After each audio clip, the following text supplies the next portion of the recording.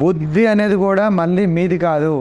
మీ పంచేంద్రియాలు, కర్మేంద్రియాలు, ఇన్ఫర్మేషన్ మొత్తం అంతా మారి ఎప్పుడైతే బాగుంది అనిపిస్తేనే వస్తారు. ఈరోజు ఇన్వెస్ట్ చేద్దామనేది కూడా మీ బుద్ధి, మనస్సే. చేయాలి సార్, బంగారం రేట్లు పెరిగిపోతాయి, ఇయర్ ఎండింగ్ ₹1,00,000 అయిపోద్ది అంటే అక్కడ 10 ఇక్కడ 10 అంతా కలిపి కూడగొట్టుకొని ₹1,00,000 చేసి బంగారం కొంటారు. రైటా? ఇది ఎలా వచ్చింది?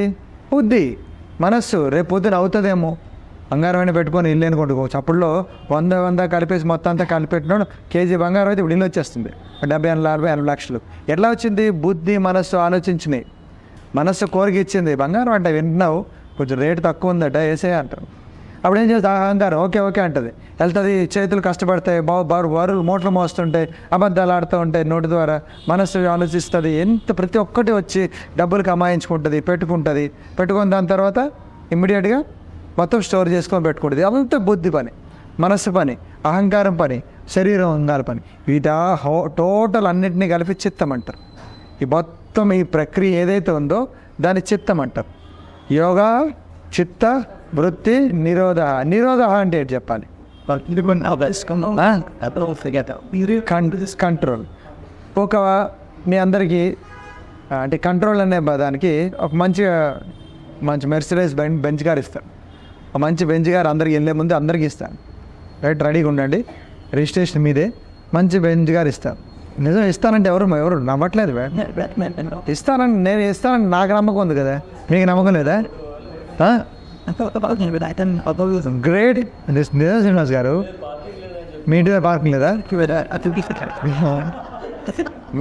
బెంజ్ కార్ ఇస్తా, ఓకేనా? పట్టుకెళ్తారు కదా. సో గ్రేట్ బెంజ్ కార్ ఇస్తా, విత్ ఆల్ హైఫై ఎక్విప్మెంట్స్ ఇస్తా, ఏం అవసరం లేదు, జస్ట్ రిజిస్ట్రేషన్ చేసుకోవడమే. బట్ అన్ఫార్చునేట్లీ దానికి బ్రేకులు పెట్టను. తీసుకుంటారా? మీరు వేసుకోవడం కాదు, బ్రేకులు ఆప్షనే లేదు. తీసుకుంటారా? చెప్పండి. క్లచ్ లేకపోతే వాళ్ళు క్లచ్లు లేకుండా ఇప్పుడు తయారు చేస్తారు. బ్రేక్ అనే సిస్టమ్ ఇవ్వరు. తీసుకుంటారా?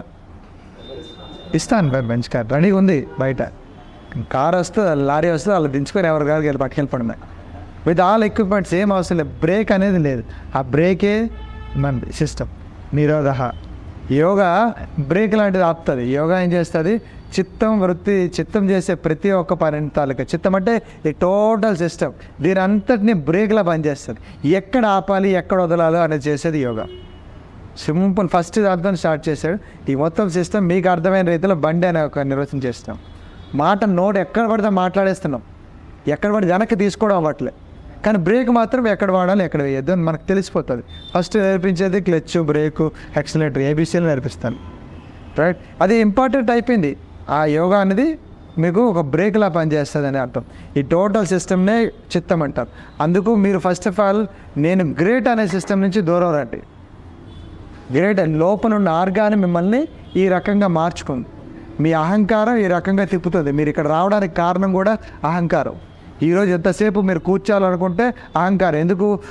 కళ్ళు ఏం చెప్పేది? చాలా ఎక్కువ ఇన్ఫర్మేషను, మర్మ మసాజ్, థెరపీ, ఇది అది అనుకొని అలా ఉంది. సురేష్ మాట్లాడితే ఫోన్లు, ఆ తర్వాత అప్డేట్స్, ఇవన్నీ చూసి కళ్ళ ద్వారా చూసి, చెవుల ద్వారా విని మొత్తం అంతా వెళ్ళి మనసుని స్టోర్ చేస్తారు. ఇదేదో బాగున్నట్టుంది, ఈ ప్రోగ్రాం పెడితే మన ఊరిలో చేయొచ్చు, ఎవరికో తగ్గిందట, 5,000 సంపాదించాడట దామోదరు, మరి మేము చేయొద్దా? ఇట్లాంటి అన్నీ రెచ్చగొడతాయి. మనసు ఏం చేస్తుంది? సర్లే వెళ్దాంలే అంటారు. సరే బామ్మడిది ఏమంటాడు? ఓకే ఓకే అంటాడు. అందరినీ రెడీ చేసి మీరు వచ్చారు. అవునా కాదా? దీని లోపల జరిగే ప్రక్రియ. అలాగే ప్రతి ఒక్క పేషెంట్ మీ దగ్గరకు వచ్చినప్పుడు అదే రూపంలో వస్తాడు.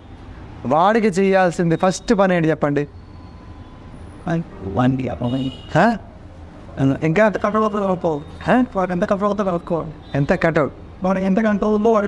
కంట్రోల్, ఇంకా చెప్పండి, ఇంకా చెప్పండి, రాయండి, అవన్నీ రాసుకోండి. ఇవన్నీ చిన్న పాయింట్లు కాదు. ఎందుకు ఇవంతా ఇంత సోది ఎందుకు చెప్పా? మీరెవరో మీకు ఇప్పుడు అర్థమైంది. అంటే మీ మనస్సు తీసుకున్న, అహంకారం చేసిన, ఇంద్రియాలు చేస్తున్న, దాని ద్వారా బుద్ధి వల్ల ఓకే మంచి పని నేను ఎంచుకున్నా అని మీరు అనిపించింది. రైట్. నేను దొంగతనం నేర్పిస్తాను అనలే కదా. ఏటీఎం ఎలా కొల్లగొట్టబడను, నలుగురికి ఎలా దొంగలాడబడను, ఇవన్నీ నేర్పిస్తున్నానా? కాదు కదా. సో అది మంచిది కాదని మీ బుద్ధి చెప్పింది, సార్ అవన్నీ వద్దు సార్, మళ్ళీ పోలీసులు లోపల వేసేస్తారు, బయటికి రాలేము, ఇవన్నీ ఉంటాయని చెప్పింది. కాబట్టి చెవుల ద్వారా విని మనసులో స్టోర్ చేసుకొని మనసు అహంకారం రెచ్చగొట్టి వద్దు అని అటు పెట్టుకుంది, ఇటు వెళ్దామని పెట్టుకుంది. అవునా, వింటున్నారు లేదా? వద్దు కాదు అనుకుని ప్రతి ఒక్కటి కోరికలు వస్తూనే ఉంటాయి. అప్పుడు మీరు లైట్గా ఏం చేస్తున్నారు, ఇది వెళ్తే బాగుంటుందని మీ మనసు. ఇవన్నీ ఎవడెళ్తాడు రా పనులు లేపు సరే, ఎవడెళ్తాడు అన్ని పనులు, ఒకటి పనుల వరకు ఎవడెళ్ళాడు పనులు లేపు సరే, ఈరోజు మంచి సినిమా చూసుకుందాం పద అని అనే మనసులు కొన్ని ఉన్నాయి.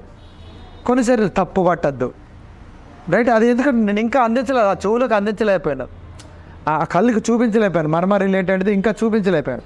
అప్పుడు ఏమవుతుంది, నాలో ఉన్న శక్తి ఆ శక్తికి మ్యాచ్ అవ్వకపోవడం వల్ల రాలే, రైట్? నాలో ఉన్న శక్తి ఇది ఇంపార్టెన్స్ అని అది చూపించలేకపోవడం వల్ల వాళ్ళకి సినిమా అనేది ఎంటర్టైన్మెంట్ అనేది అక్కడ ఉండిపోయారు కాబట్టి అక్కడ రాలే.